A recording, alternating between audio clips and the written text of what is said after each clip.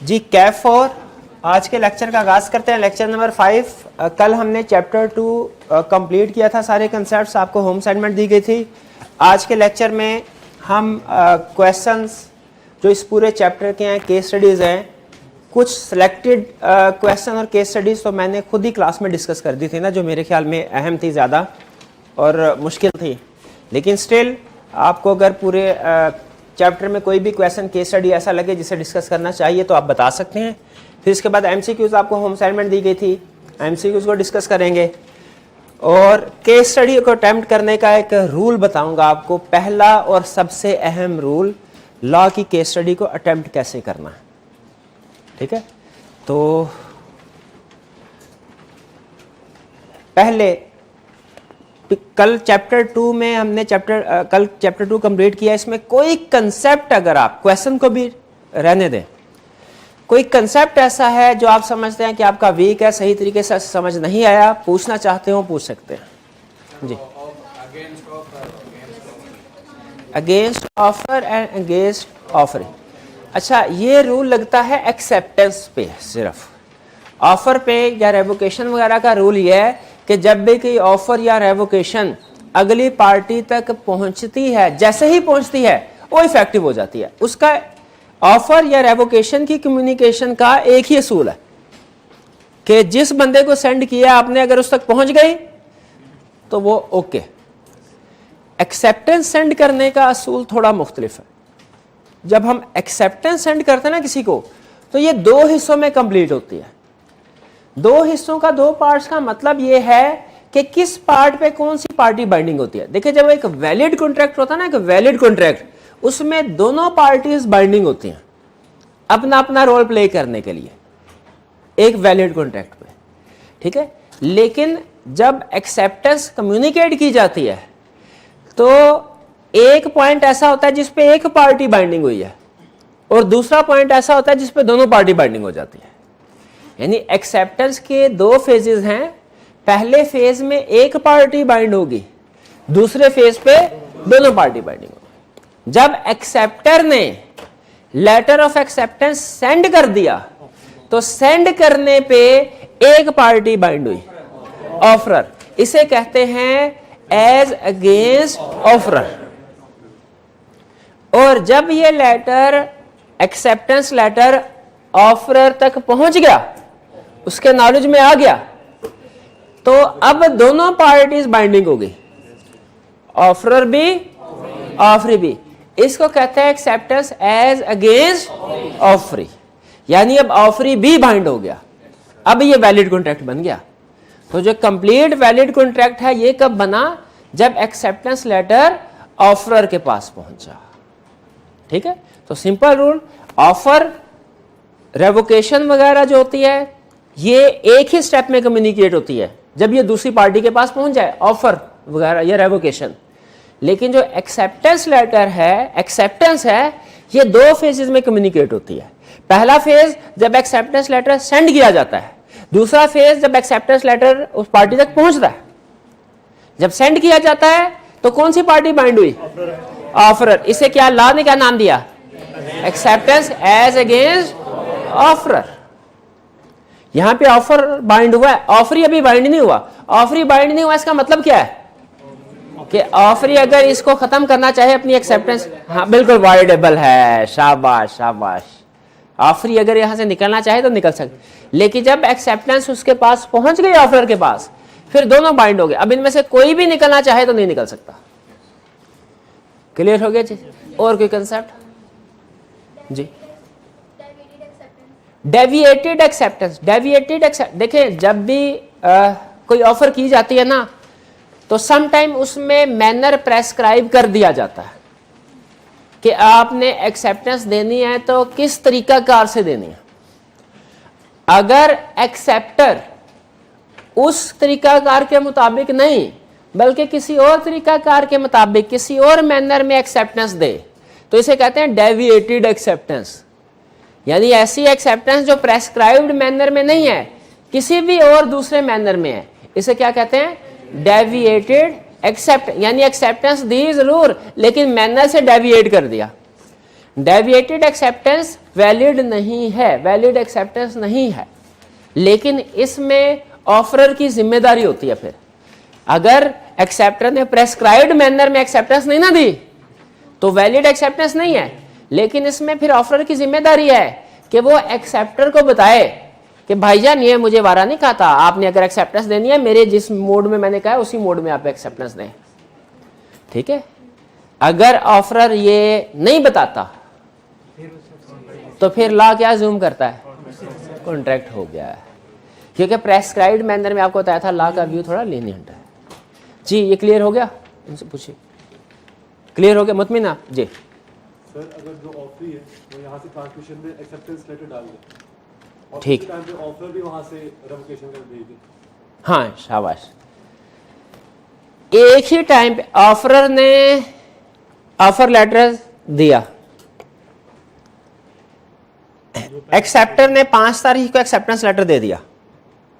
Offer letter 1 तारीख को गया था, 5 तारीख को एक्सेप्टर ने एक्सेप्टेंस लेटर सेंड किया, 5 तारीख को ऑफरर ने कैंसिलेशन लेटर सेंड कर दिया। दोनों लेटर अभी रास्ते में है और जो पहले पहुंचेगा वो नहीं। किधर गया अल्लाह आपका? एक्सेप्टेंस लेटर भी रास्ते में है, कैंसिलेशन लेटर भी रास्ते में है। बताइए कैंसिलेशन हुई कि नहीं? नहीं हुई। क्यों? क्योंकि कैंसिलेशन तब इफेक्टिव होगी जब ये अगली पार्टी तक पहुंचेगी। लेकिन एक्सेप्टेंस उसी वक्त कंप्लीट हो जाती है जैसे ही डाला उसको ट्रांसमिशन मोड में डाल, तो वो एज अगेंस्ट ऑफरर उसी वक्त कंप्लीट हो जाती है। तो अब इस पॉइंट जब दोनों चीजें रास्ते में है ना, इस पॉइंट पे एक्सेप्टेंस हो गई। अब ऑफरर अगर इसके में से निकलना चाहे इस एग्रीमेंट से नहीं निकल सकता। ठीक है जी। हाँ देखिए लॉ ये कहता है सेंड कर दिया, अगर वो दरमियान में डिस्ट्रॉय हो गया तो फिर भी देखिए एक्सेप्टेंस एज अगेंस्ट ऑफर किस वक्त हुई कंप्लीट? जब लेटर सेंड किया था, ट्रांसमिशन मोड में डाला था। वो अगर रास्ते में गुम हो गया, इधर उधर चला गया तो इससे फर्क नहीं पड़ता, वो स्टिल बाइंडिंग है किस पार्टी के लिए? ऑफरर के लिए। अब आपने ये नहीं पूछना तो साबित कैसे किया जाएगा गुम हो गया जो कि वो था या नहीं था? ये वकीलों का काम है, ये वकीलों का काम है। क्लियर मेरे भाई? और की क्वेश्चन? जी पोस्टल रूल, ये जो मैं आपको रूल समझा रहा हूं ना, लेटर सेंड किया, एक्सेप्टेंस लेटर बॉक्स में डाला, फिर उस तक मिला कि नहीं मिला, ये पोस्टल रूल है। ये अगर रिटर्न फॉर्म में एक्सेप्टेंस होगी ना तो ये रूल लगेगा। लेकिन अगर ज़बानी कलामी एक्सेप्टेंस हो रही है तब ये रूल, तब तो जिस वक्त मैंने एक्सेप्टेंस दी अगली पार्टी को भी उसी वक्त कम्युनिकेट हो जाएगी ना। तो ये जो एक्सेप्टेंस का रूल है ना कि सेंडर और किस दिन सेंड किया और किस दिन रीच हुआ दूसरी पार्टी को, इसे पोस्टल रूल कहते हैं। हाँ जी, रिटर्न फॉर्म में, रिटर्न फॉर्म में। लेकिन ये पोस्टल रूल का ये मतलब नहीं है कि सिर्फ लेटर के ऊपर अप्लाई, ईमेल के ऊपर भी ये रूल अप्लाई होगा। ठीक है, ईमेल के ऊपर भी ये SMS वगैरह के यही रूल कि आपने सेंड किसी और दिन किया, हर वो मोड ऑफ कम्युनिकेशन जिसमें आपका एक्सेप्टेंस किसी और दिन सेंड कर रहे हैं और पहुंच किसी और दिन रहा है, उसे पोस्टल रूल कहेंगे। और वो यही है कि ऑफरर उस दिन बाइंड हो जाएगा जिस दिन लेटर सेंड किया, और ऑफरी उस दिन बाइंड होगा जिस दिन उसके पास पहुंचा। ठीक है जी। बाइंड होने से पहले पहले कोई अगर रिवोक करना चाहे तो रिवोक कर सकता है, बाइंड होने के बाद आप कोई चीज रिवोक नहीं कर सकता है। और कोई क्वेश्चन? जी असेंट का मतलब कंसेंट, ASSENT असेंट, असेंट का मतलब कंसेंट। ठीक है, ऑफर जब की जाती है ना, पहले ये लाइन होती थी हमारी बुक में, अब नहीं है ये, कि ऑफर का एक एसेंशियल ये होता था कि ऑफर इसलिए की गई कि दूसरी पार्टी की रजामंदी लेनी है। असेंट, ऑफर का मकसद यही होता है कि अगली पार्टी को एग्री करवाना हमने, यानी मकसद ये होता है कि अगली पार्टी हमारी ऑफर को एक्सेप्ट कर ले। ठीक, असेंट का मतलब कंसेंट, रजामंदी। ठीक, तो ऑफर का ये मकसद होता है कि अगली पार्टी इस पे एग्री कर जाए। ऑफर हमेशा टू डू समथिंग की होती है कि नॉट टू डू समथिंग की? दोनों की होती है। ठीक है जी। और कोई क्वेश्चन? जी इसमें जो एंड वाली लाइन है, if offeror fails to insist within reasonable time, sir नहीं नहीं नहीं नहीं नहीं, ऑफर देखें, अगर वो प्रेस्क्राइब्ड मैनर में ऑफरर ने ऑफर दी, ऑफरी ने डेविएटेड मैनर में उसको एक्सेप्ट किया, अब ये किसने बताना है कि भाई ये मुझे तरीका वारा नहीं खाता जो मैंने कहा? ऑफरर ने। ठीक है, तो वो सही लिखा हुआ है, वो ऑफरर ही लिखा हुआ है। ठीक है, अच्छा एक चीज और मैं बता दूं, ये ऑफरर ऑफरी से अभी तो चले, बाजू का तो ऑफरर ऑफरी में गलती हो जाए, जैसे आपने देखा कि कभी बोर्ड पे भी लिखते हुए गलती हो जाती। अगर कभी इस तरह की गलती मेरे से हो जाए, मैं ये नहीं कहता कि जो चीज़ है ये परफेक्ट, मैं इंसान हूं, इंसान हूं ना? हाँ, अच्छा इंसान गलती कर सकता है कि नहीं? अच्छा इंसान कौन है? दो ऑप्शन दे रहा हूं, वो इंसान जो कभी गलती ना करे, या वो जो गलती करे लेकिन टाइमली बेसिस पे एक्सेप्ट कर ले और उसे ठीक करने की कोशिश करे। तो अगर ठीक करने की कोशिश करे तो अच्छा, अब दो तरह के इंसान होते हैं ना, एक वो जो गलती करे और उस पर कायम रहे कि ऐसी की तैसी किसी की मुझे साबित करे गलत है, एक ऐसे लोग भी होते हैं, और एक वो होते हैं जो कहते हैं ठीक है हाँ ये मेरे से गलती होगी, इसको अब ऐसे नहीं ऐसे कर ले। तो हाँ, तो जो दूसरे वाला जो गलती एक्सेप्ट कर ले और उसको रेक्टिफाई करवा दे आपको, आप क्या कहेंगे? सर बड़ी गलतियां करते हैं, हाँ, सर ने जानबूझ के गलती की, यही है, हाँ? ये सोचेंगे? हाँ देखें, बिल्कुल। तो मैं ये नहीं कहता कि मैं परफेक्ट हूं, मेरे से भी गलती हो सकता है, कोई केस स्टडी ऐसी हो जिसमें उस वक्त बैठते हुए कोई इंफॉर्मेशन में मौजूद थी, मैं नहीं पढ़ सका।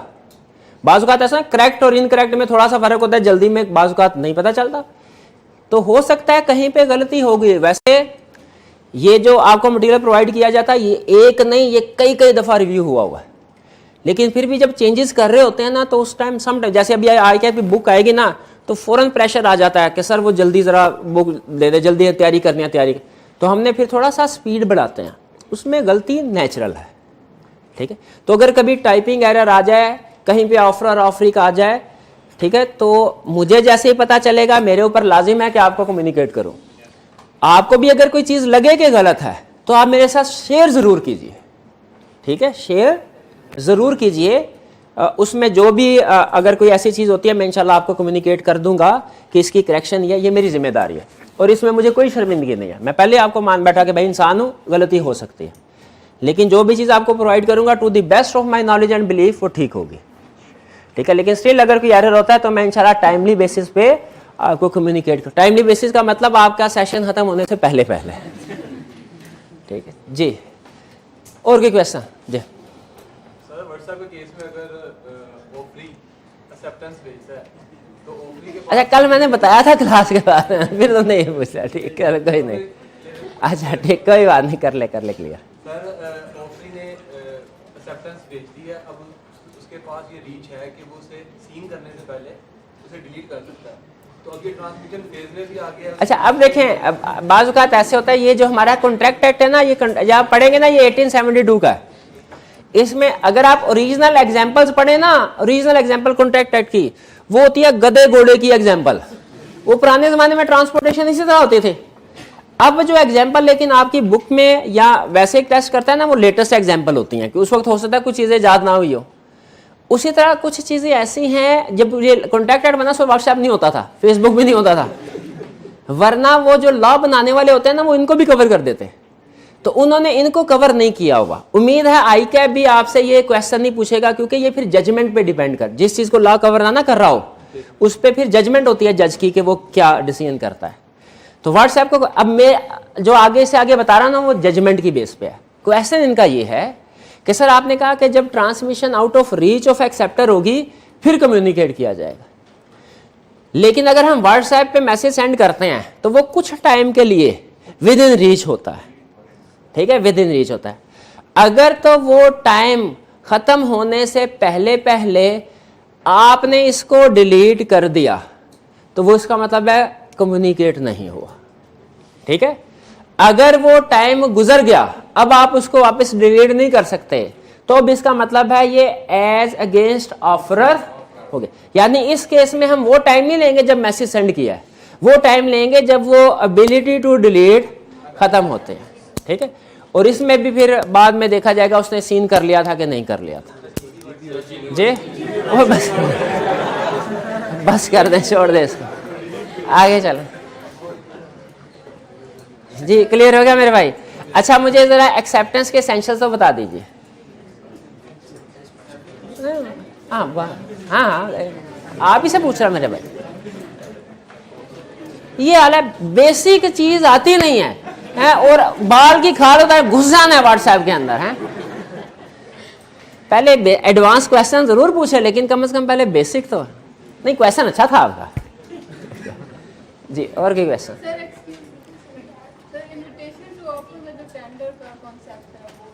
इन्विटेशन टू ऑफर में टेंडर का कंसेप्ट है। बाज़ औक़ात ऐसा है कुछ कंपनी ने माल खरीदना होता है ना, तो वो अखबार में इश्तिहार देती हैं कि टेंडर आया अखबार में कि जी कंपनी को इतना माल चाहिए, जो जो सप्लायर सप्लाई करना चाहते हैं अपनी अपनी कोटेशन भेजें।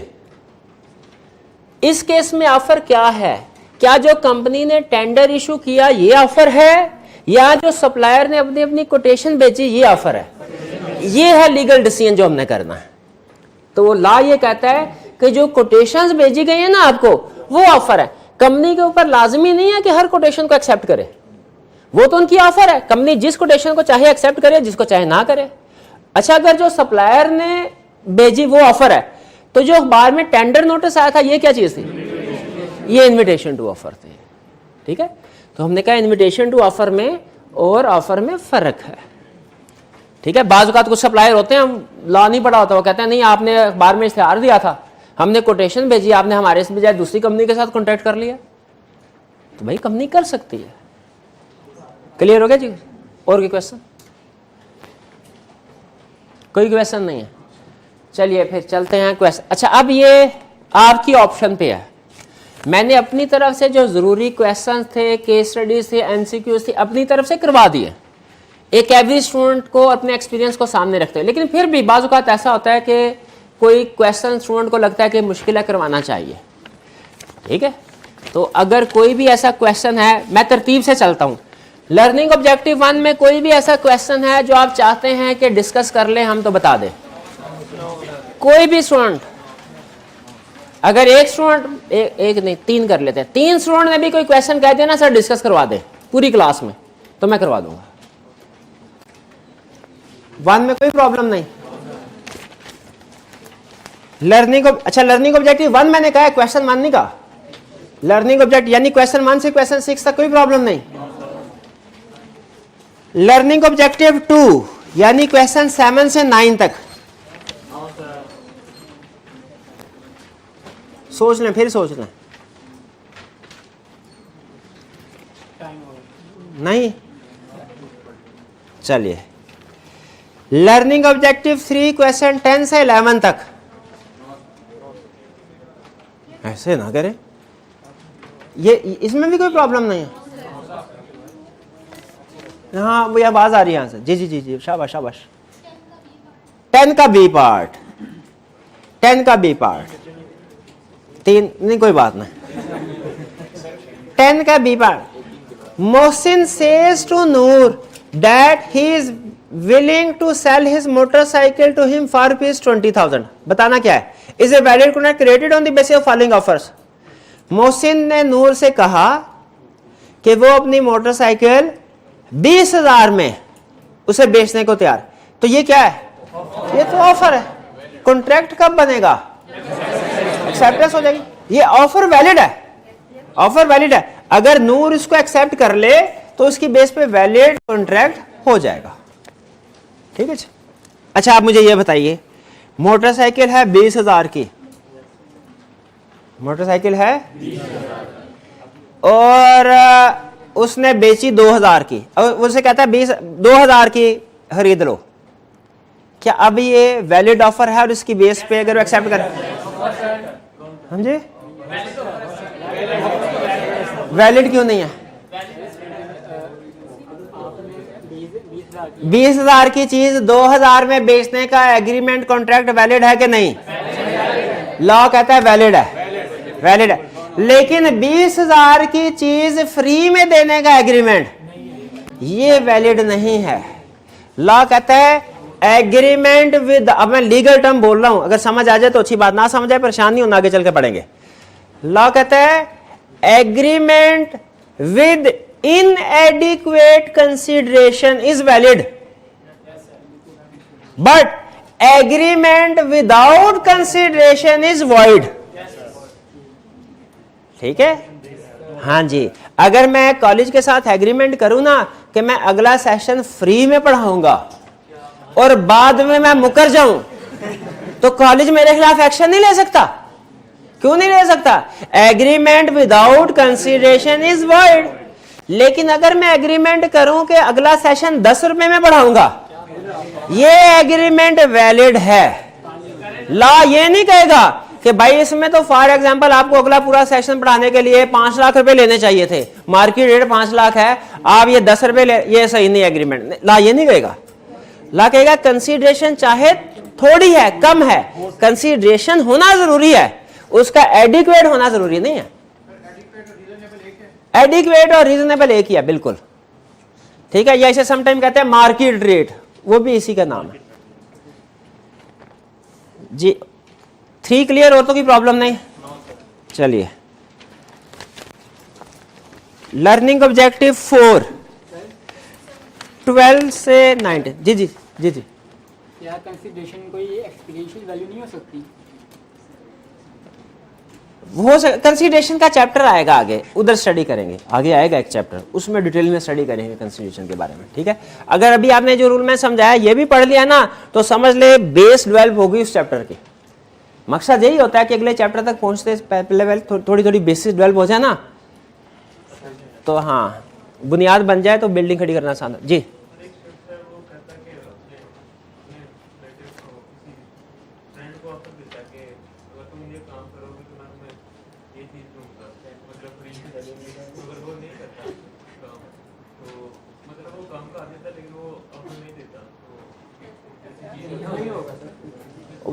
पूछते हैं जी जी। तो अगर वो नहीं, हाँ, ए ने बी से कहा कि आप ये काम करो, ठीक है, मेरी गाड़ी को रिपेयर कर दो, मैं आपको 10,000 रुपये दूंगा। दोस्त की बात, अच्छा रिलेशनशिप से फर्क नहीं पड़ता कोई। एग्रीमेंट कमर्शियल है, ये सोशल एग्रीमेंट, ये पूछना चाह रहे हैं। वो कह रहे हैं अगर सेल, देखिए मैं दोनों एंगल डिस्कस कर देता हूं। पहला एंगल, अगर दो पार्टीज के दरमियान में एग्रीमेंट हुआ है और एक पार्टी अपना रोल प्ले नहीं करती, दूसरी पार्टी के पास क्या कोर्स ऑफ एक्शन है? दो ऑप्शंस हैं, पहली ऑप्शन कोर्ट में जाके suit for specific performance file किया जाए कि सूट फॉर स्पेसिफिक परफॉर्मेंस का मतलब है हमसे कहा जाए सर जज ने कॉन्ट्रैक्ट में एग्री किया था ना, वो इससे करवाएं, स्पेसिफिक परफॉर्मेंस काम करवाया जाए। दूसरी ऑप्शन है कोर्ट पे जाके सूट फॉर डैमेजेस फाइल किया जाए। डैमेजेस का मतलब यह है कि अच्छा इसने जो काम का था वो तो नहीं किया, लेकिन उसकी वजह से मुझे नुकसान हुआ है, वो नुकसान भर दे मेरा। डैमेजेस है monetary compensation. Suit for specific performance monetary compensation नहीं, इसमें मनी पे नहीं की जाएगी, बल्कि इसमें वो काम, मैं अगर अगले सेशन का एग्रीमेंट करके प्रिंसिपल मुकर जाता हूं, प्रिंसिपल साहब के पास दो ऑप्शन है। पहली ऑप्शन क्या है?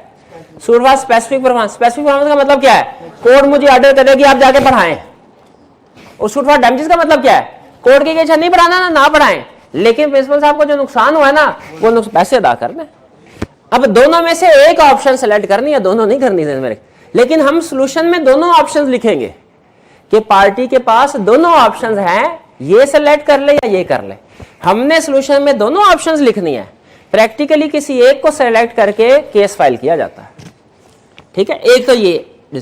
दूसरा जो मुझे समझ आया आपका क्वेश्चन वो ये कि अगर दो दोस्तों के दरमियान में सेल परचेज का एग्रीमेंट होता है किसी चीज का, और या दो भाइयों के दरमियान में एग्रीमेंट होता है और एक पार्टी मुकर जाती है, क्या दूसरा उसके खिलाफ लीगल एक्शन ले सकता है?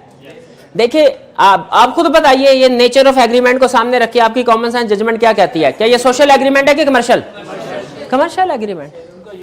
ठीक है, सेल परचेज के एग्रीमेंट हमेशा कमर्शियल होते हैं, तो इस पे एक भाई दूसरे भाई के खिलाफ भी एक्शन ले सकता है। इसका मतलब ये हुआ कि एग्रीमेंट सोशल है कि कमर्शियल, आपने ये रिलेशनशिप पे डिसाइड नहीं करना, ये नेचर ऑफ एग्रीमेंट पे डिसाइड होगा। बाज़ औक़ात रिश्तेदारों के दरमियान में भी एग्रीमेंट जो होता है वो कमर्शियल होता है, और बाज़ औक़ात कुछ कमर्शियल ट्रेडर्स होते हैं उनका भी सोशल एग्रीमेंट हो जाता है। बाज़ औक़ात ऐसा तो कहते हैं यार जरा घूम फिर के आते हैं, जरा स्वाद सैर करने के लिए चलता है, और किसी एक पार्टी का बदल जा इरादा, वो कहे मैंने नहीं जाना, तो क्या दूसरा टेट। बाज़ औक़ात मार्केट में ऐसे लोग होते हैं, कुछ कंपनीज भी ऐसी होती हैं जो इस तरह की मतलब एक अच्छा अपने बायर के साथ रिलेशनशिप डेवलप करने के लिए फैसिलिटेट करते हैं। तो सोशल है कि कमर्शियल, ये रिलेशनशिप से नहीं बल्कि नेचर ऑफ द एग्रीमेंट से हमने डिसीजन करना होता है।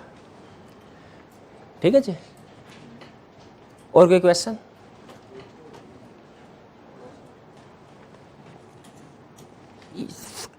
ट्वेल्व से 90 तक कोई प्रॉब्लम नहीं है। 17 कर नहीं लिया था हमने?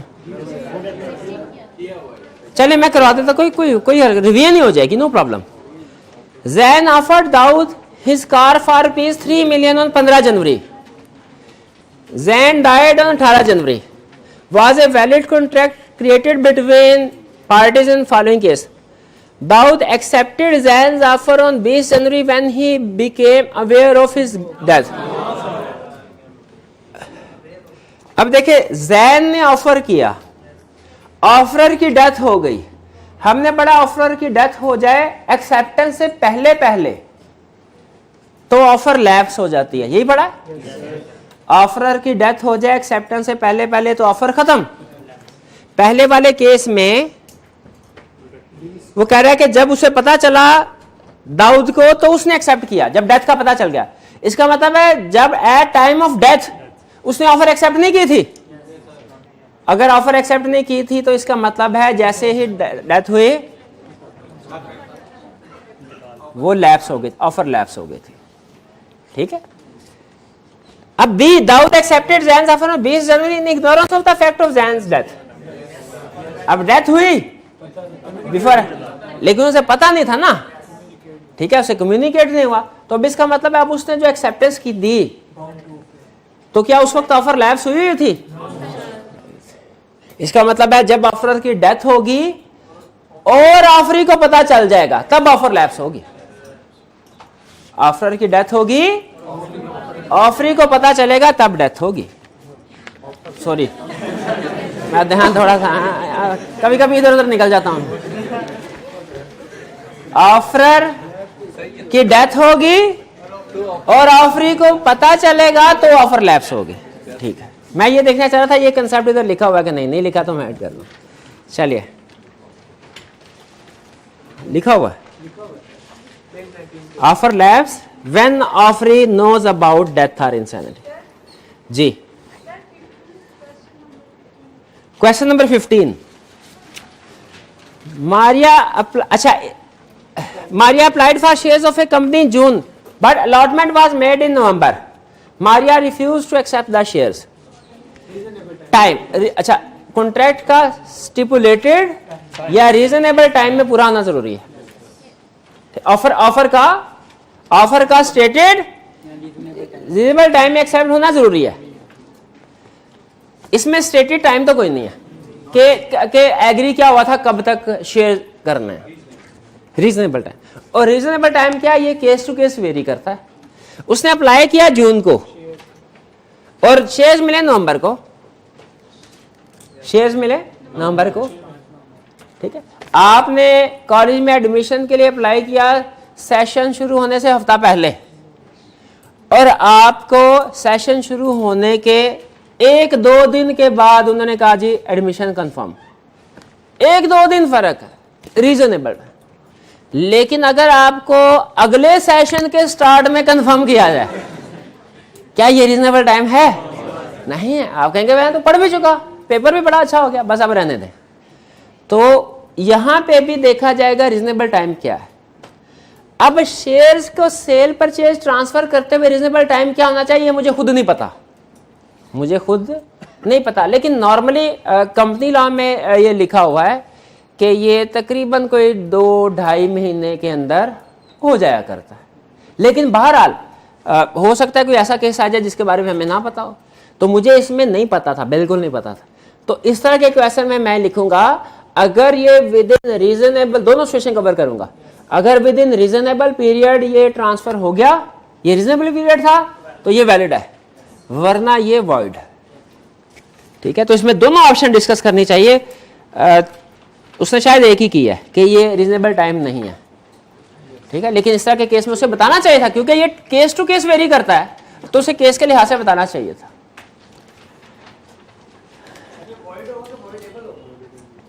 हाँ, ये वाइड होगा कि वाइडेबल होगा। अगर रीजनेबल टाइम में नहीं है तो ये वाइडेबल होगा ऑफ फ्री के पॉइंट ऑफ व्यू से। लेकिन यहां पे हम सिंपल लिखेंगे कि ये वाइड होगा, वाइडेबल का लफ्ज यूज नहीं करेंगे। क्यों? क्योंकि क्वेश्चन में से लिख दिया मारिया रिफ्यूज्ड टू एक्सेप्ट, तो चूंकि मारिया ने रिफ्यूज कर दिया तो इसका मतलब है मारिया विलिंग नहीं है। ठीक है, चलिए और कोई question? Next learning objective 5। Sir normally जो कॉन्ट्रैक्ट वगैरह होते हैं उसमें जहन में ये नहीं होता कि अगर ये काम ना हुआ तो हम लीगल एक्शन लेंगे। जी जी पूछ। इंटेंशन वो कह रहे हैं सर नॉर्मली एग्रीमेंट जो होते हैं ना, उनमें तो स्टार्ट में जब एग्रीमेंट हो रहा है तो दोनों पार्टीज अच्छा अच्छा शुभ शुभ सोच रही होती हैं। तो ये किसी पार्टी के हो सकता है जहन में ना हो कि अगर ये कॉन्ट्रैक्ट पूरा नहीं हुआ तो हमने क्या एक्शन लेना है। तो उस केस में अगर कॉन्ट्रैक्ट में सिर्फ ये लिखा गया है ए पार्टी बी को सेल करेगी चीजें इतने रुपए में, आगे in case of breach of contract क्या होगा ये नहीं लिखा हुआ, तो लीगल स्टेटस क्या होगा? लॉ ये कहता है कि कोई भी कॉन्ट्रैक्ट अगर ब्रीच होता है ना तो एग्रीव्ड पार्टी का ये बाय डिफॉल्ट राइट है कि वो डिफॉल्टिंग पार्टी के खिलाफ केस फाइल कर सकती है। तो अगर आपने कॉन्ट्रैक्ट में नहीं भी लिखा हुआ ना तो भी कॉन्ट्रैक्ट की खिलाफ वर्जी होती है, तो आप दूसरी पार्टी के खिलाफ केस फाइल करके उससे डैमेजेस वगैरह क्लेम कर सकते हैं। लिखा होना लाजमी नहीं, लेकिन अगर लिख दिया तो ज्यादा बेहतर है कि अगर एक ने डिफॉल्ट किया तो ये पेनल्टी हो सकती है, लेकिन अगर नहीं भी लिखा तो कोई बात नहीं। ये हर पार्टी का बाय डिफॉल्ट राइट है कि एग्रीमेंट की वायलेशन हुई तो उसके ऊपर लीगल एक्शन लिया जा सकता है। जी और कोई क्वेश्चन? चलिए लर्निंग ऑब्जेक्टिव 5 में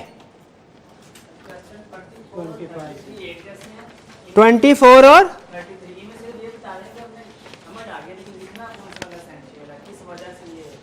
24 और 33। हाँ जी वैसे ये सेम है। रीजन क्या? क्योंकि ऑफर कम्युनिकेट नहीं हुई थी। वो नौकर ने जिसने ढूंढा जानवर उसको नहीं पता था ऑफर का नहीं पता था। क्या उसको ऑफर का पता था? नहीं था। वो तो उसने सारा काम कर लिया उसके बाद पता चला। तो इसमें offer not communicated to offeree, ये लिख रहे हैं या ये लिख रहे हैं acceptance can not be made before offer, ये लिख रहे हैं। दोनों लिख सकते हैं। बल्कि इससे मुझे बात याद आ गई, सम टाइम एक केस स्टडी के ऊपर दो कंसेप्ट अप्लाई हो रहे होते हैं।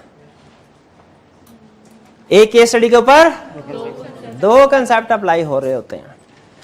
बेहतर है कि आप दोनों लिख दें, क्योंकि उस केस में जिस केस में दो कंसेप्ट अप्लाई हो रहे होंगे ना, नतीजा आपका एक ही होगा। नतीजा आपका एक ही होगा। दोनों लिख सकते हैं। आपने बल्कि देखा होगा टीवी पे कभी न्यूज़ वगैरह सुनते हुए कि इस के ऊपर चार्ज लगाया गया दहशतगर्दी का मुकदमा भी, और फिर इसके बाद चोरी का भी, ठीक है, अगवा का भी, डकैती, वो 3-4 केस डाल देते हैं। 3-4। तो ऐसा हो सकता है कि एक वकूए के ऊपर 3-4 कानून की जो दफात होती है वो लगा दी जाए। तो अगर इस तरह का केस है, जब प्रैक्टिकली ऐसे हो रहा है, एक इशू के ऊपर, एक वाक़े के ऊपर एक से ज्यादा लीगल प्रोविजन अप्लाई कर रहे हैं, तो हम भी कर सकते हैं। तो अगर लगे आपको तो, लेकिन नॉर्मली इस लेवल पे चूंकि आईकेएफ की केस स्टडी इतनी मुश्किल नहीं होती, तो नॉर्मली मोर देन 95% केसेस में किसी एक सिचुएशन के ऊपर एक ही कंसेप्ट अप्लाई हो रहा होता है। तो अगर आपको लग रहा है कि दो कंसेप्ट अप्लाई हो रहे हैं, तो एक दफा फिर से रीअसेस कर लें कि क्या मैंने क्वेश्चन को सही तरीके से पढ़ा।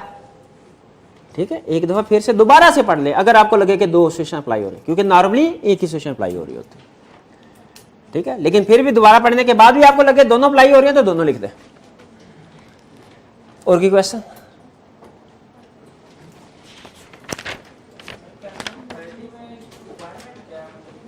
अच्छा, लर्निंग ऑब्जेक्टिव 5 में कोई इशू नहीं है। 6 में 6 के क्वेश्चन में 27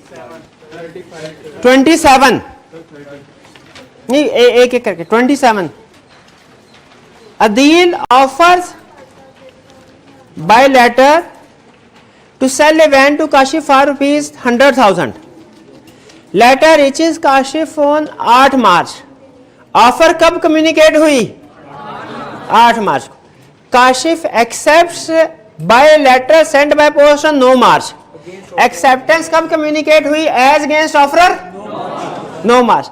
letter reached Adil on 11 March, तो एक्सेप्टेंस कम्युनिकेट हुई एज अगेंस्ट ऑफरी 11 मार्च को।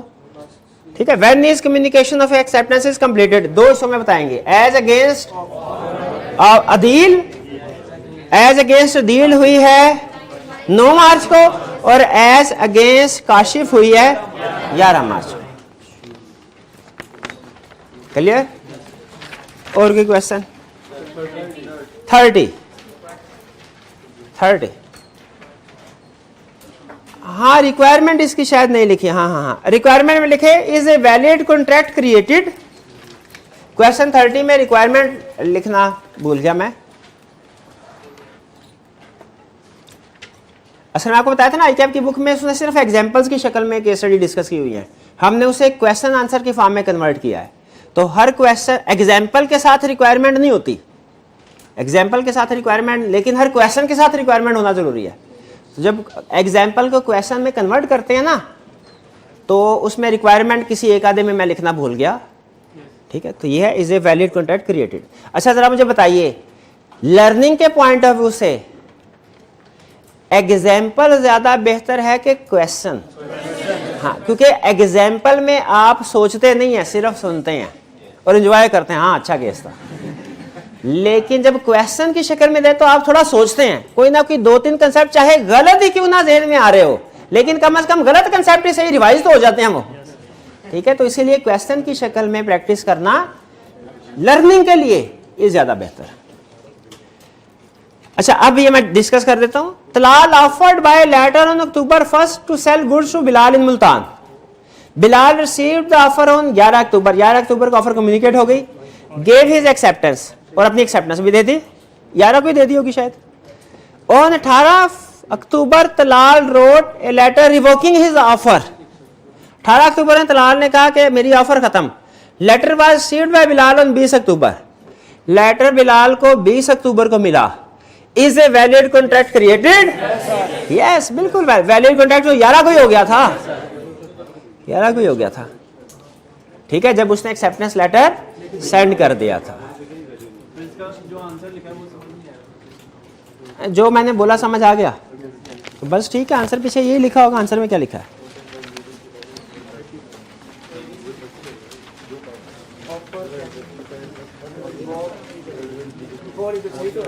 हाँ सही है।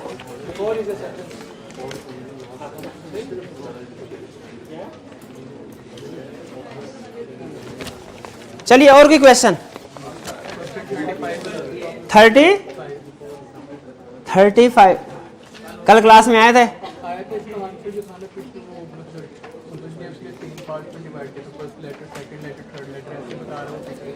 अच्छा हाँ जी, वो कह रहे हैं सर 35 में आपने कल डिस्कस किया था वो तो समझ आ गया था, लेकिन 35 में वो उसको फर्स्ट लेटर सेकंड लेटर करके सोल्यूशन दे रहा है।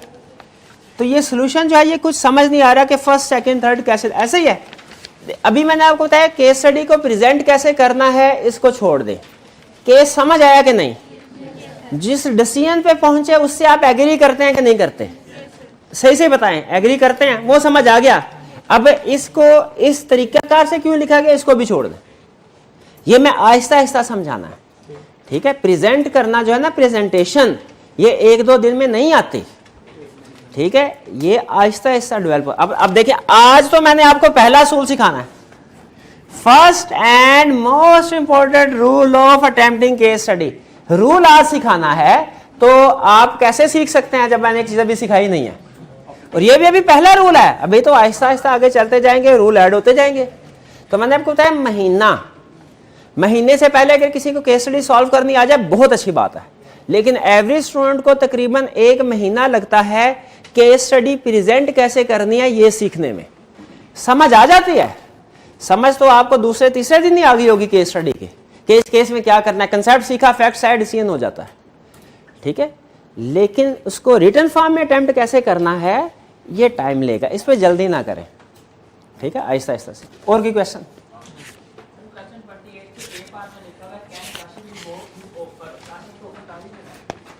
सॉरी, 28 का ए पार्ट और 28 का बी पार्ट, इन दोनों के एंड पे आखिरी लफ्ज लिखा हुआ है ऑफर, इसको काट के एक्सेप्टेंस लिख लें। 28 का ए पार्ट और 28 का बी पार्ट, इन दोनों के एंड पे लिखा हुआ है आखिरी लफ्ज ऑफर, इसको काट के एक्सेप्टेंस कर लें। जी ठीक हो गया मेरे भाई, शाबाश। और कोई क्वेश्चन? चलिए अब आते हैं एमसीक्यूज की तरफ।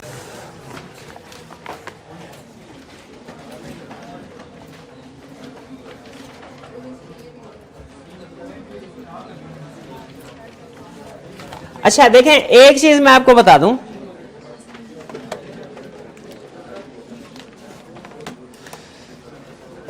आपने इसके एमसीक्यूज अटेम्प्ट किए होंगे और 1-2 के अलावा तकरीबन सारे हो गए होंगे और आप बड़े खुश भी हुए होंगे।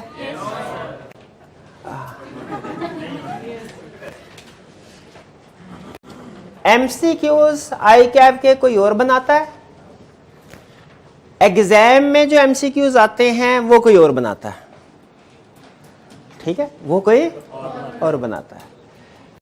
एग्जाम में जो आपका एग्जामिनेशन सिस्टम है, जो मेरी अंडरस्टैंडिंग है, वैसे मैं किसी प्रोसेस में भी इन्वॉल्व नहीं रहा, ना स्टडी टेक्स्ट वगैरह बनाने में और ना ही एग्जामिनेशन, कहीं पे इन्वॉल्व नहीं, ठीक है। लेकिन इंग्लिश की एक कहावत है कि कहीं पे आग लगी हो ना तो उसे ये जानने के लिए कि कहीं पे आग लगी है, आग देखना जरूरी नहीं होता, धुआं देख के अंदाजा हो जाता है आग लगी है। तो धुआं देख के अंदाजा हो गया कि जिसने ये एमसीक्यूज बनाए ना आई कैप की बुक वाले, वो कोई मेरे जैसा फारग ही बंदा है। हाँ हाँ, धुआं निकाला है आग ने। लेकिन जो एमसीक्यूज बना रहा है ना आई कैप के पेपर के, बेहतरीन बंदा है वो, बहुत अच्छा बंदा है, अच्छे क्वेश्चन बना रहा है सोच के। आप अगर देखेंगे ना, ये 3 लफ्ज का आई कैप का 1 नंबर का एमसीक्यूज पास पेपर का देख लें, यहां से लेके यहां तक है, आधे सफे का, आधे सफे, आधा तो हर ज्यादा बोल गया, समझ, चौथे हिस्से का, सफे के चौथे एक एमसीक्यूज बाजुकात इतना लेंथी भी होता है। तो ये इन शॉर्ट ये एमसीक्यूज प्रैक्टिस कर लें, लेकिन आपको एग्जाम लेवल की प्रैक्टिस नहीं करवाते। चंद एक एमसीक्यूज अच्छे भी हैं, ये नहीं कि सारे इसी तरह के, चंद एक अच्छे भी हैं, लेकिन बहुत से इजी भी हैं, तो इसको जरूर करें, इससे आपका कॉन्फिडेंस जरूर बढ़ेगा। लेकिन ये नहीं समझना आपने कि इन एमसीक्यूज की प्रैक्टिस करके एग्जाम लेवल की प्रिपरेशन हो गई, नहीं, एग्जाम लेवल की प्रिपरेशन एग्जाम वाले एमसीक्यूज करके ही होगी, और वो मैंने आपको अभी करवाए ही नहीं, वो तो अभी करवाए नहीं, क्यों, वो अभी नहीं करवाने। हाँ वो टेस्ट में, शाबाश, टेस्ट में अनप्रिडिक्ट, भाई ऐसे तो मैंने सारे इधर ही करवा के फिर इन्हीं में से टेस्ट दे दूं, ठीक है, इन्हीं में से टेस्ट दे दूं, ये तो आपको अनप्रिडिक्टेबिलिटी तो नहीं आ सकेगी, इसलिए वो छुपा के रखे हुए टेस्ट। हाँ, अब आप कहेंगे अच्छा इसका मतलब मैं घर जाके पेपर डाउनलोड करूंगा, तो आपको पता ही नहीं चलेगा कौन सा एमसीक्यू किस चैप्टर का है। वो एक एमसीक्यू ढूंढने के लिए आपको 30 एमसीक्यूज पढ़ने पड़ेंगे, ठीक है। और अगर आप एक एमसीक्यू ढूंढने के लिए 30 एमसीक्यूज पढ़ सकते हैं तो इतनी मेहनत बुक पे कर लें, ये ज्यादा बेहतर है। बहरहाल चले स्टार्ट करें जी।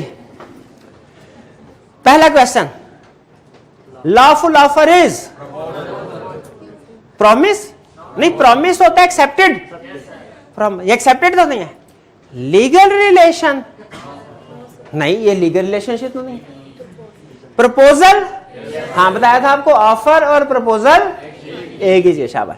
प्रेजेंटेशन अल्लाह जाने, ये उसने ओंगी बोंगी, अच्छा बाजू कहा था बड़ी बोंगी सी भी ऑप्शन दे देता, बड़ी, हाँ जी बिल्कुल। कुछ एमसीक्यूज होते हैं ना उनमें देखें तो एमसीक्यू इस तरह होते हैं, क्या ये स्टेटमेंट ठीक है, आगे लिखा होता है एक यस एक नो, अच्छा यस या नो चले समझ आता है, फिर और लिखा था पार्शली यस फिर पार्शली नो, तो सीधा सीधा पता होता है कि पार्शली यस नो हमेशा ही गलत है, हमेशा ही गलत है। ऐसे थोड़े भाई लॉ में कोई स्टेटमेंट या तो यस होती है या नो होती है, लॉ ग्रे एरिया में बात नहीं करता कभी। तो ये कुछ इस तरह के बताने का मकसद है कि 4 का पूरा करना था ना 4 ऑप्शन, तो बाज़ औक़ात वो 4 की गिनती पूरी करने के लिए होंगी बोंगी ऑप्शन भी दे जाता है। तो स्टूडेंट परेशान हो जाता है, सर ये प्रेजेंटेशन क्या चीज होती है, ये कंसेप्ट तो आपने में पढ़ाया ही नहीं, ये कोई कंसेप्ट है ही नहीं। Second, which of the following results in an offer? Declaration of intention, ये क्या है भला?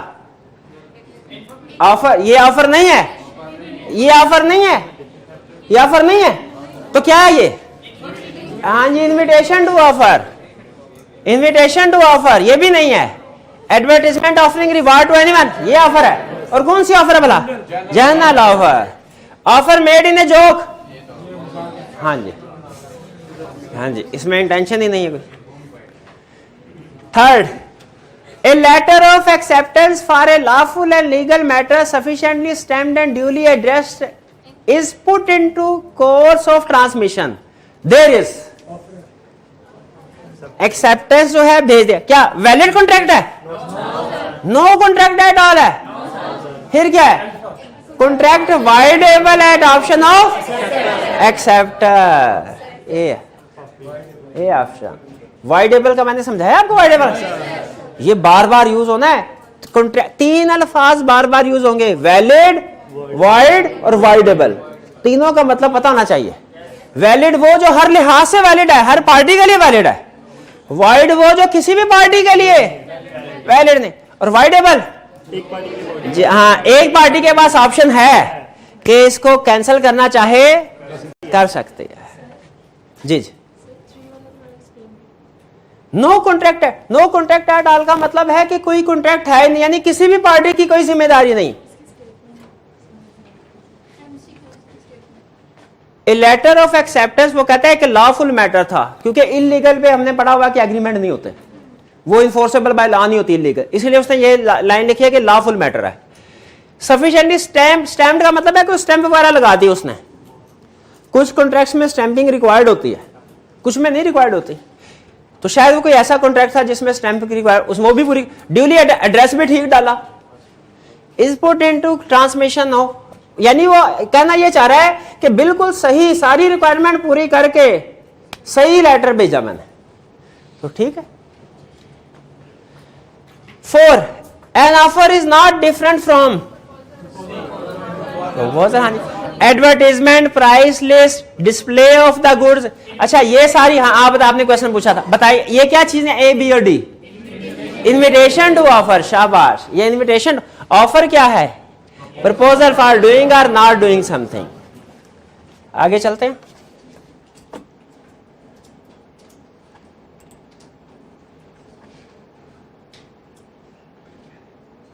फाइव,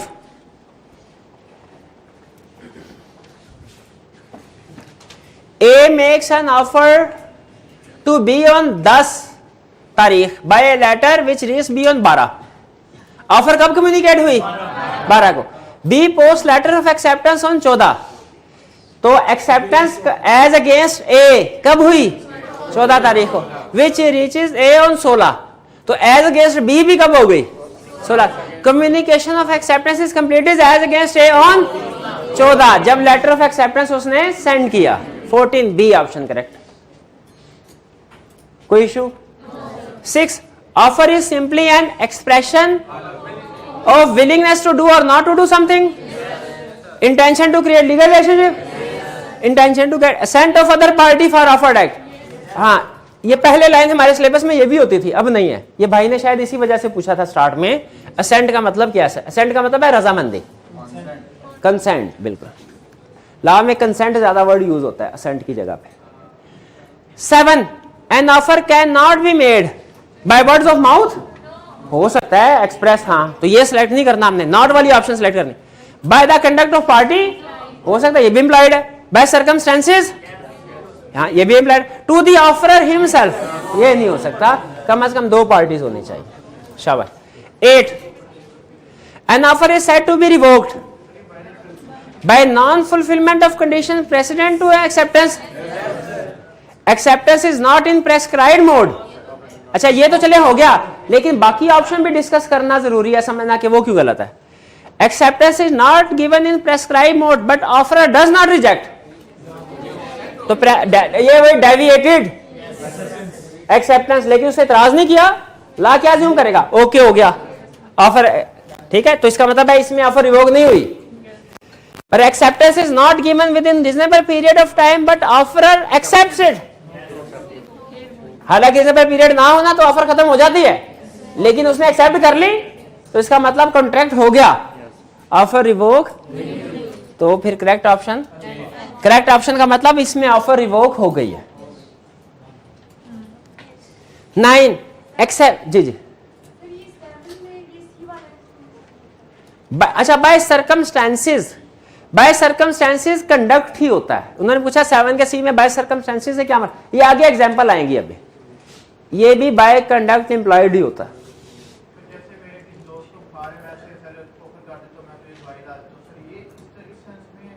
नहीं, ये असल में इस सेंस में है कि अगर एक दुकानदार घर गया और पीछे उसकी दुकान को आग लग गई, साथ वाले ने, अब सर्कमस्टेंसेस ऐसे है, साथ वाले ने ना उसे पूछा ना बताया ना वो सामने है, और उसकी आग को बुझाया, और उसमें उसका कोई नुकसान हो गया, तो क्या इस बंदे को उसे कोई कंपनसेशन देनी चाहिए कि नहीं? ला इसको, मैं भी इसके ऊपर कोई कमेंट नहीं कर रहा, मैं सिर्फ एग्जांपल दी है. ये है बाय सर्कमस्टेंसेस. एक बंदा डूब रहा है, दूसरे बंदे ने छलांग लगा के उसको जान बचाई, क्या अब डूबने वाले को कुछ पैसे देने चाहिए? ये बाय ये सर्कमस्टेंसेस ऐसे, ठीक है, जिनमें पार्टीज का कोई डायरेक्ट जो है एक दूसरे से नहीं इंटरेक्शन होता. आगे चले. Acceptance must be given in prescribed manner.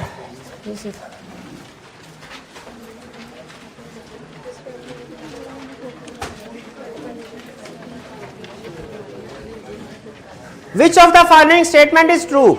A proposal may be revoked at any time before communication of its acceptance is completed as against offeree. Offeree अहम लफ्ज है. ऑफरी के कंप्लीट होगी फिर ऑफर रिवोक नहीं कर सकता वो. हाँ जी, तो इसका मतलब है ये स्टेटमेंट गलत होगी पहली. और बिफोर लिखा हुआ है, ऑफरी भी लिखा हुआ है भाई, ऑफरी जी, तो ये गलत स्टेटमेंट है ना.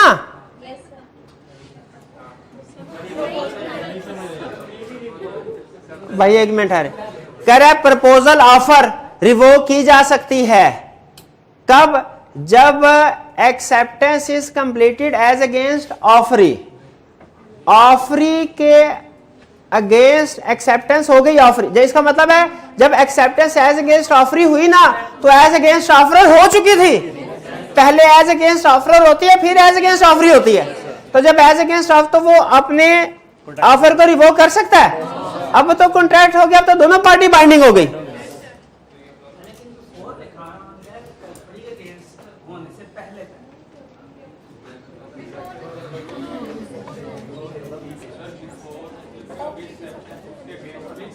अच्छा, ऑफरी से पहले तो इस वक्त तक, अब ये दरमियान में है एक्सेप्टेंस, इस वक्त एज अगेंस्ट ऑफरर हो चुकी है, कम्युनिकेशन एज अगेंस्ट ऑफरर हो चुकी है ना.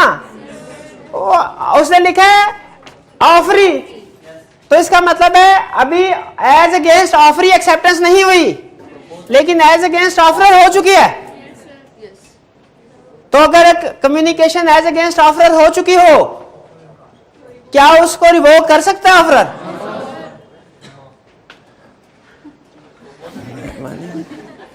Acceptance may be revoked any time before communication of acceptance is complete as against acceptor. ये सही स्टेटमेंट है. और ऑफर इनिशियली रिजेक्टेड में सब्सिक्वेंटली भी एक्सेप्टेड नहीं, ये तो लेटर ऑफ ऑफर में भी sent after letter of acceptance. 11 a person can not make an offer. ये तो वो पहले रिवीड हुआ. The offer gets legal consequences. Accepted, made तो नहीं, जब acceptance तब भी legal consequences. Implied acceptance is inferred. Conduct, शाबाश. साइलेंस से तो होती नहीं है कभी, और रिटर्न और ओरल हो तो वो एक्सेप्टेंस तो है लेकिन वो एक्सप्रेस है। 14 Abdullah offered by letter to sell Kareem his motor bike for ₹5,000. Kareem wrote back saying he accepted the offer and would pay 2 installments at the end of the 2 following months. Is there a contract? No. नहीं contract. ठीक है, हाँ जी, counter offer. अच्छा, इसमें ए और सी में थोड़ा सा आप कंफ्यूज होंगे, लेकिन इसमें सी ज्यादा बेहतर ऑप्शन है। जब भी आप दो चीजों में कंफ्यूज हो रहे हो, ज्यादा बेहतर ऑप्शन आपने सेलेक्ट करनी है। असल में अभी कॉन्ट्रैक्ट हुआ ही नहीं, इसलिए उसे कॉन्ट्रैक्चुअल टर्म की वर्ड यूज नहीं करना चाहिए था। यहां पे उसने ए में कॉन्ट्रैक्चुअल टर्म क्या जिक्र किया, कॉन्ट्रैक्ट तो हुआ ही नहीं, बेसिकली टर्म्स ऑफ ऑफर उसने डिफरेंट की। तो सी है कि कॉन्ट्रैक्ट नहीं हुआ, क्यों नहीं हुआ? काउंटर ऑफर की वजह से। 15 लॉ ऑफ कॉन्ट्रैक्ट इज, हाँ जी, लॉ ऑफ ऑल एग्रीमेंट्स तो नहीं होता, सोशल एग्रीमेंट। चलिए, ये हो गया हमारा एमसीक्यू खत्म। एक मिनट है, अभी लेक्चर नहीं क्लोज करना। First and most important rule of tempting case studies, सिर्फ 2 मिनट दीजिए, सिर्फ 2 मिनट, 2 मिनट। हाँ हाँ बिल्कुल, जुमा वो इधर 1:35-40 पे होती है, ये पीछे पत्थर वाली मस्जिद है। हाँ जी, सिर्फ 2 मिनट दीजिए। आइंदा हम कोशिश करेंगे वैसे कि 1:15 बजे तक कंप्लीट कर लें। आपने ये सुना होगा कि तमाम सबूतों और गवाहों के बयानात की रोशनी में दफा 302 के तहत मुलजिम को सजाए मौत सुनाई दी जाती है। हमेशा जब कभी आपके जहन में आए ना कि लॉ की केस स्टडी कैसे सॉल्व करनी है, आपके जहन में ये सेंटेंस आ जाए, तमाम सबूतों गवाहों के बयानात की रोशनी में दफा 302 के तहत मौत की सजा सुनाई जाती। इसमें 3 चीजें हैं। पहली चीज डिसीजन, मौत की सजा। दूसरी चीज दफा 302, लीगल प्रोविजन। तीसरी तमाम सबूत और गवाहों के बयानात, फैक्ट्स ऑफ द केस। तो जब कभी आपने कोई भी लीगल केस अटेम्प्ट करना है, बेस्ट जो प्रेजेंटेशन है उसमें आपकी 3 चीजें होंगी। कौन कौन सी? Relevant legal provision, decision, basis of decision. इसकी तरतीब ऊंच नीच कर सकते हैं, कोई इशू नहीं है। बेसिस, डिसीजन ऑफ बेसिस पहले लिख दे, लीगल प्रोविजन बाद, कोई इशू नहीं है। लेकिन बेहतर क्या है, पहले लीगल प्रोविजन लिखें ताकि आपकी अपनी भी रिवीजन हो जाए, और फिर decision and bases of decision लिखें। ठीक है, क्लियर हो गई ये चीज? तो और लीगल प्रोविजन, अच्छा इसी तरह तरतीब मैंने आपको बताया ऊंची नीच कर सकते हैं। इसी तरह आपकी मर्जी है, हेडिंग भी चाहे दे या ना दे, हेडिंग, लेकिन बेहतरीन बेस्ट प्रैक्टिस क्या है, हेडिंग दे। पहले हेडिंग दे रेलिवेंट लीगल प्रोविजन की और नीचे रेलिवेंट लीगल प्रोविजन लिखे, और फिर heading they decision and bases of decision की, और फिर नीचे decision and bases of decision लिखे। अभी सिर्फ सिखाया है, अभी मैंने आपके सामने कोई इसको अटेम्प्ट करके नहीं कि इस तरीके से करना है, सिर्फ इतना सीख लिया आपने। तो अब आपसे कोई पूछे लॉ की केस स्टडी कैसे सॉल्व करते हैं, आपने से क्या बताना है? तमाम सबूतों और गवाहों के बयानात की रोशनी में दफा 302 के तहत सजाए मौत दी। 3 चीजें लाजमी होनी चाहिए, एक चीज भी स्किप करेंगे आपका नंबर का। लेकिन बहरहाल इसको फॉलो कैसे करना है वो आप अनइंटेंशनली सीखते जाएंगे जैसे जैसे सोल्यूशन पढ़ेंगे। ठीक है, लेकिन खास तौर पे मैंने भी आपको सिखाना है, लेकिन अभी नहीं, अभी 1 महीने का टाइम है, नहीं 3 हफ्ते का टाइम है, 1 हफ्ता तो गुजर गया तकरीबन। चलिए आज का लेक्चर यहाँ पे खत्म करते हैं हम। अल्लाह हाफिज।